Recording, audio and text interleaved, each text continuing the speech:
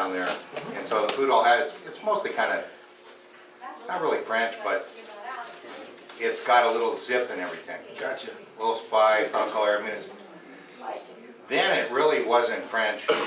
We called it French Caribbean because it had a little spice. Now you could almost, French is such a huge picture. It is. It's not like roast chicken and Right. all that kind of stuff anymore. So, but it's mostly, the same fish guys I've had I've been there 32 years. Probably most of my fish guys have been there at least 20 years. And so I basically say to them, I don't want the cheapest price, I just want the best fish. So if I ordered sea bass and you send me swordfish, I'm cool. Don't send me sea bass, I'm not impressed with.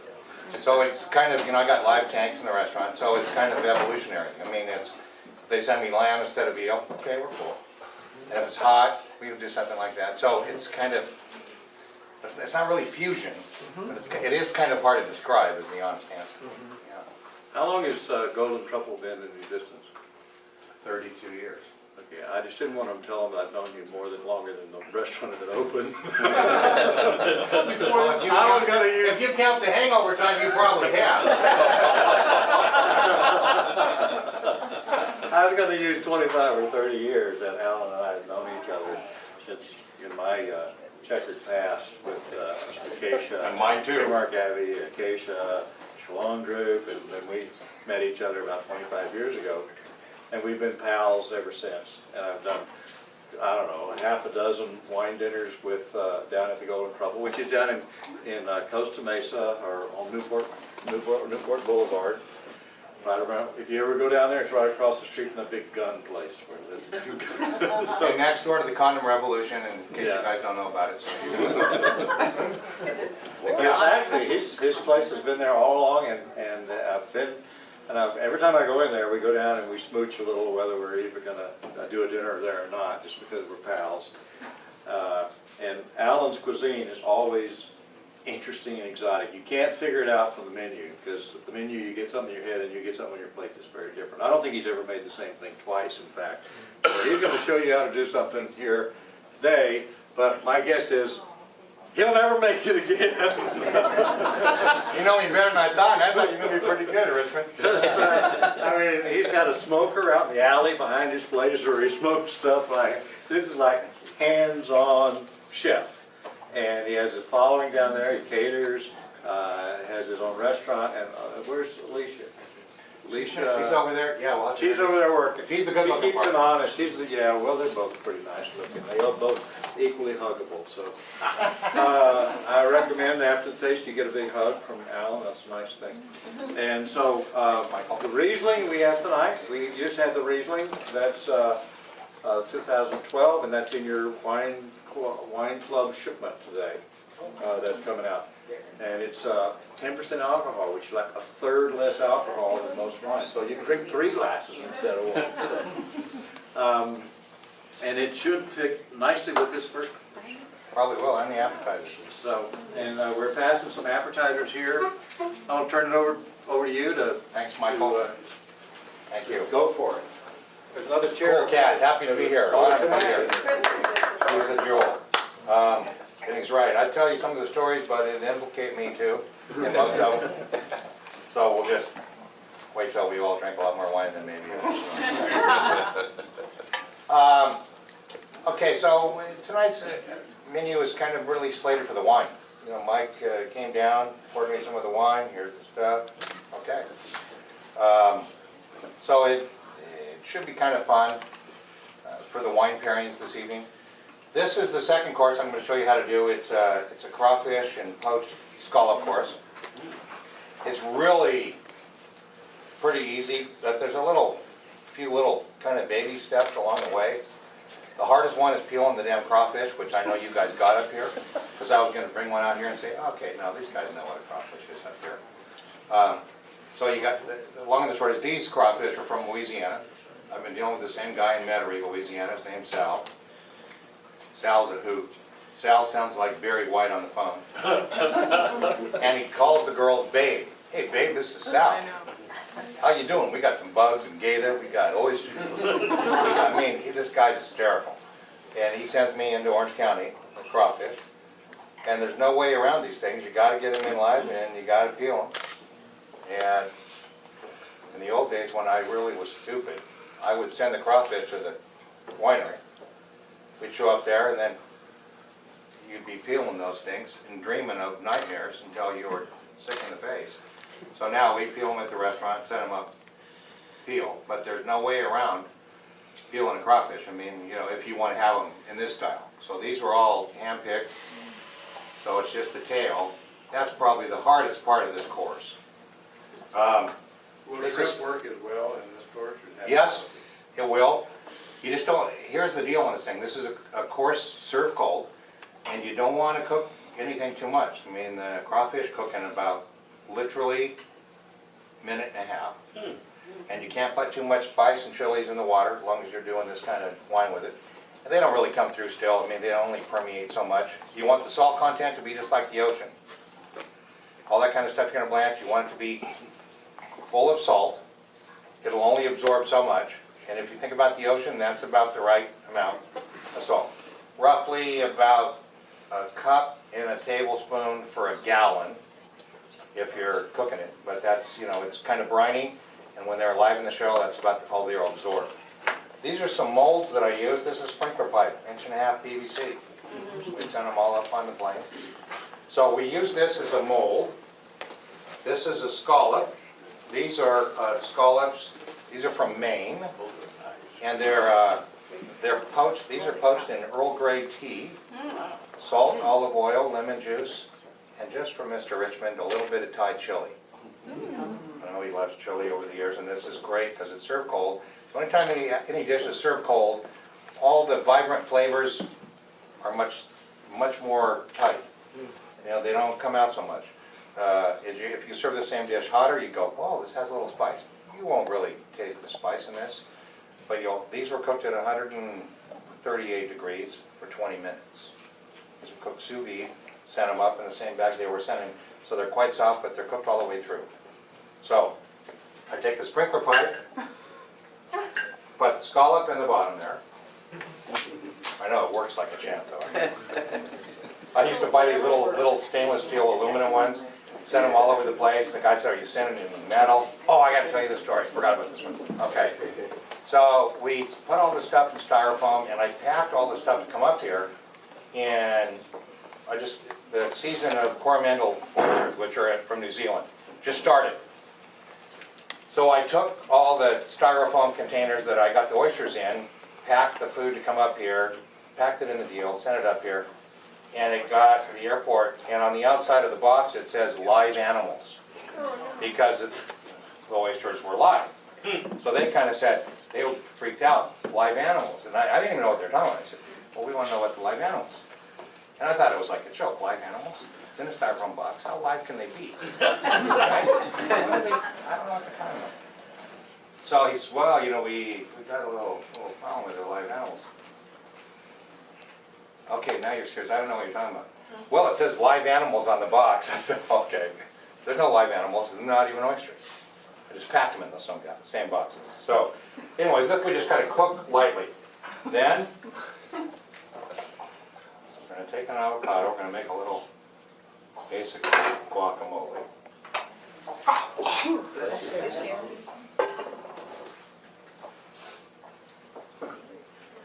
Now, you've never peeled an avocado before. Well, I'm guilty on a lot of That fronts, was that's for pretty good. damn sure. That's impressive. Okay, well, so, this is a coarser salt, it's called Malta from England. It's really kind of fun. Salt. Little lemon. Now, I didn't put Tabasco in yours, but I'm putting in this one.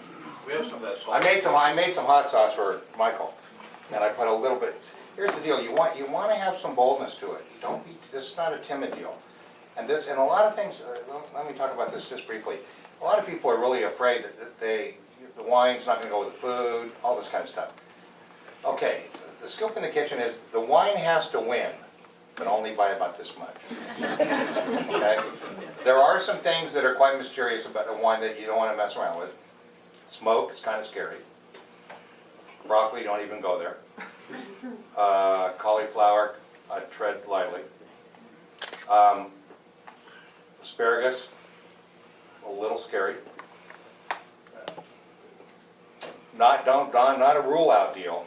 You just got to be kind of cool. Now tonight you have a risotto made with artichokes. Everybody thinks that's a nightmare deal. It's not really. There's a bitterness kind of quality to them, but it kind of cooks out. You have to be careful about oxidation. But a lot of the stuff is not really. They aren't as scary as you might think. And once the winemaker finishes, and Mike have had this conversation over the years, puts this wine in the bottle, his job's done for that vintage. But that doesn't mean we're all done with the wine. Biggest issue in that one is how we not only pour it, but the temperature. That's a big part of it. So if you've got qualities in the wine that you say are going to show better cold, and or they're served with the dish, that you might have some spice or whatever, chill it down. Of course, as it starts getting warmer, all the good parts and the bad parts are going to come out of the wine, and they're going to show. Same thing. So there becomes like a little dance when you start serving the food. Now, if you've got a dish that's got too much spice in it, chill the wine down. Not temperature-wise, but flavor profile. Flavor profile goes like this on everything, hot and cold. Goes hot, flavor profile opens up. So if you don't want the profile big, chill it down. So and those are kind of, they're pretty simple guidelines, but they are very applicable through most of the wines. And so in the wine, you're going to pick out a fruit element or an acid element. That's going to be the most prevalent issue. So you, as a chef, I cooked those. And spice, you want to have, like I said, you want to have the wine win, but you don't have to win by a bunch. You want to remember the food you're having, but you want to have the wine cut it. And that's the nice thing about, Mike's always been a fan of wines with an acid foundation, which is great because, a lot of times when they take and mallow a wine, it kind of sucks some of the life out. It takes some of the acid out. Yes, it has made a wine quite often that people say, oh, this is a little easier to take because they don't want it as astringent, it's acidic, but it sucks out some of the grape flavor, which if you're doing food, those flavors are going to be, they're going to be prevalent. When you start messing with a mallow too much, it becomes more difficult to match the wines because there's, you take the box is like this and the shoulders are square, it rounds the edges, which is a lot of times what they actually want to do. But in the profile of food, you like it to be definitive. You want a taste of hot, a spice, a tart, so. Okay, so we're going to mash up some of the avocado. A little olive oil.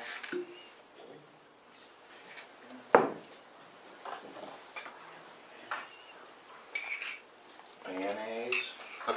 Best foods for sure. Although I was raised on Miracle Whip, I don't know how I survived. I didn't know. Okay, crawfish. Lovingly peeled by bruised hands. Okay. This is where the Tabasco bottle comes in really handy.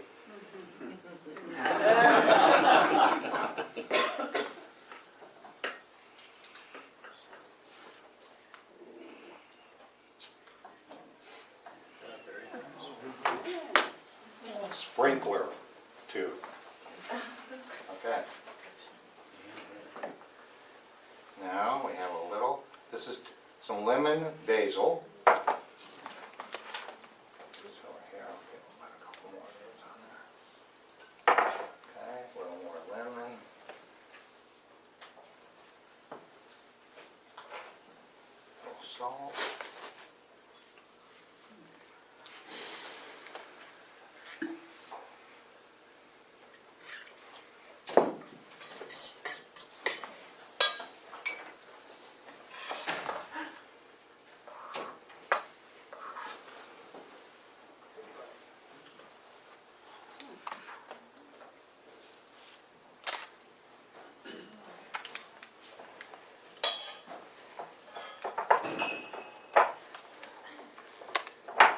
can see, this is like a no-brain deal. This is, now that's the basil, okay? These are the crawfish heads. Now, since you go to all the goddamn trouble to peel these things, don't let them get away. And this is another olive oil, okay? Maybe it'll end up on your plate if I don't forget it. Okay, now see, that's it. That's the course. And it's really light. It's real and it's, like I said, it's really simple. The biggest pain in the ass is peeling the crawfish. And then, you know, you'll have all the kind of flavor in there. The scallop, and you're right, Mike, you're right. You could poach a scallop, you could poach some, you could do a lobster tail, you could do shrimp. You could even do a calamari as long as you don't cook it too much. But, you know, long and the short is, you want a seafood kind of flavor with this because it's got a little zip. You'll see when you have the lemon basil, it's going to be a whole other profile when you taste it for this course. That brings out a real fresh quality. So it's mostly like a kind of prep that you can do ahead. And at the same time, you know, when you're done, you go, oh, okay. It's like making, you know, it's like making a deviled egg. Biggest thing is peeling them and getting the whole stuff done and mashing up, and you go, okay, wow, this is really good. So, the best part of a good meal is the people. So to have a good meal, you got to have the food and wine. To have a great one, you got to have the people. So cheers to Mr. Richmond. I'm honored to be here, and I know you got a good director. This way. So thank you. Thanks, Michael. Can't add anything to that. We'll see you on the other side. We'll see you on this side. All right. Thank you.